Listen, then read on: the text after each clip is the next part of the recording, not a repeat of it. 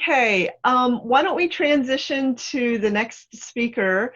Victoria Langford is an MPH student from Baldwin Wallace University. And Chris, if you can take down your screen share, then Vicki can put hers up. And she's going to be talking about farm to school best practices in Northeast Ohio, a qualitative research study. Thank you, Amy. Victoria, if you could go ahead and introduce yourself, and then I'll start the timer once you start your presentation. Okay. Hi, I'm Vicki Langford. I'm an MPH student with Baldwin Wallace. I also have over 10 years of experience in healthcare IT as a resource and program manager. Today I'll be sharing my qualitative research study. And let me go ahead and display this full screen. There we go. In this presentation, I will provide a brief overview, including the objectives, methods, and results. Nutritional quality of food in school influence health behaviors and academic performance. Students consume up to 50% of their daily calories at school, and only 1 in 5 students consume the recommended number of fruits and vegetables.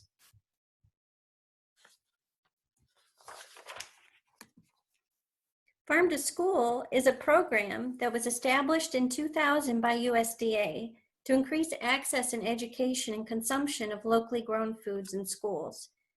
$5 million is funded annually for assistance to schools through federal grants. And for every $1 spent on locally grown food, it generates $2.16 in the local economy. There are 3 main elements of a Farm to School program: procurement of local foods in school cafeterias, education for students to connect where their food comes from, and hands-on learning in a garden or farm. These elements all benefit child nutrition.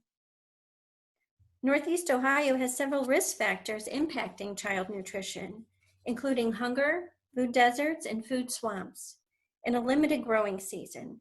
Farm to School is a proven solution to these concerns. The objective of my study was to explore the best practices of farm to school programs in Northeast Ohio. Qualitative research was performed with in-depth interviews and leaders of participating and non-participating school districts and a program manager of the Board of Health. All interviews were transcribed verbatim and analyzed for major themes. The next 3 slides represent the interview questions.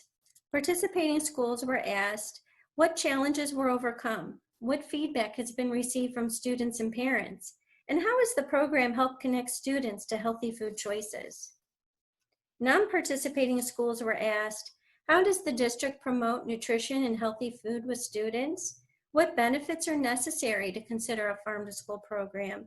And what experiences have students had in the garden or in the farm? And program management was asked, what aspects of the Farm to School program are most compatible with Northeast Ohio? What resources are available to guide and provide assistance? And what success stories can you highlight, and what key dependencies made them successful? This figure represents the geographic location of those interviewed in this study within Northeast Ohio. Analysis of qualitative data uncovered 5 themes and informed best practices to approach schools with knowledgeable resources to influence their likelihood to participate, funding and procurement leverage locally to improve nutritional value, food selection to develop culinary skills in food service staff and healthy choices made by students, interactive education to form self-advocacy and behavior change in students, and engagement of parents and community for wide and sustained value and support. The next 5 slides represent important quotes from each case study analyzed by theme.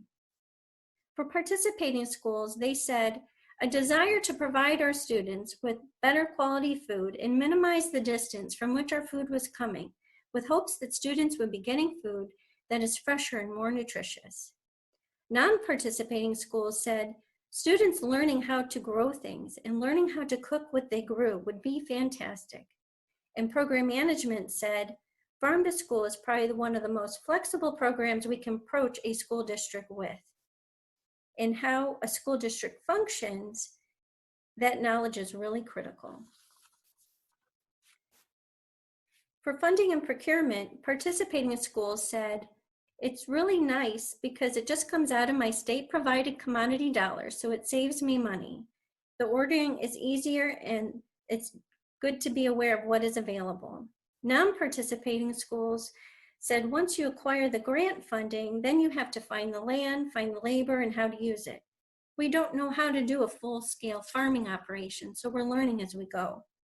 And program management said, how we do local food procurement for school districts, that is the hardest part for schools, but the most impactful. For food selection, participating schools said, more students are eating vegetables because it looks appealing. There's just so much good quality food, a lot less waste, and yes, the taste is so much better. Program management said, so if a school district is already serving an apple, it's not a far reach. Instead of buying it from Washington, to buy it from Ohio. And we've written the bid, and all you have to do is order. For education, participating schools said, we hosted evening activities with students and parents, educating them on buying local and the importance of eating healthy. Non-participating schools said, learning how to implement what we're going to use for our dishes with the food that's grown, operationally, that's tough. And for program management, our hope is that it goes beyond the cafeteria. On the school district side, our challenge is culinary training because some folks don't know how to cut or process if it's not something they're used to using. And lastly, for engagement, participating schools said, students choose more when they know it's local. And program management said, our whole philosophy is that kids should have healthy choices for what they eat, no matter what school district. In conclusion, this figure is a framework of best practices where the inputs and activities drive outputs of schools regularly buying locally grown food, regional partnerships to support adoption and sustainability, and innovation in local farming practices to maximize the growing season, which can all lead to outcomes of improved access to fresh local fruits and vegetables, increased advocacy for students' health and education, and eliminated inequities in quality and variety of nutritional school meals, as well as improved student health and academic performance. Thank you for your attention, and I'd be happy to take any questions. Thank you so much, Vicki. Does somebody have a question? Okay, so you can either turn on your microphone or you can chat your question in the chat box. And I'll go ahead and start with the first question, I guess. So Vicki, this was a qualitative study. I wonder why you chose a qualitative study as opposed to a quantitative study, and what you thought you got more from doing a qualitative study as opposed to a quantitative study. I chose a qualitative study because I really wanted an opportunity to meet with schools individually and learn from their experience and their comments. The qualitative insights that I gained, I think, really gave me a sense of their experience and what are some of the barriers that they work through, or what are some of the partnerships that they've unlocked in the region that could help other programs. And what software did you use for the analysis, or was it manually analyzed? It was transcribing the interviews. I did attempt using Dragging Anywhere, which is a translation tool. I found it had mixed results, so ultimately I manually transcribed every interview. Oh, okay. All right. Any other questions? Yeah, what's this food swamp? I've heard of food desert, but I'm not familiar with the food swamp. A food swamp is where there's a dense variety of undernutritious foods, high in carbs, right, and fast foods, as opposed to healthy foods like fruits and vegetables. Interesting. Carissa, did you have a question? Yes, I was just going to ask what you think, your next steps are. Like Dr. Lee mentioned, do you think that, after doing this qualitative study and better understanding those findings like you mentioned, you might want to do a quantitative study, or what do you think might be next? Yes, thank you for that question. I think number one, it would be a great opportunity to have some of these potential partnerships that might be untapped in the region so that more schools can explore and plan for an implementation.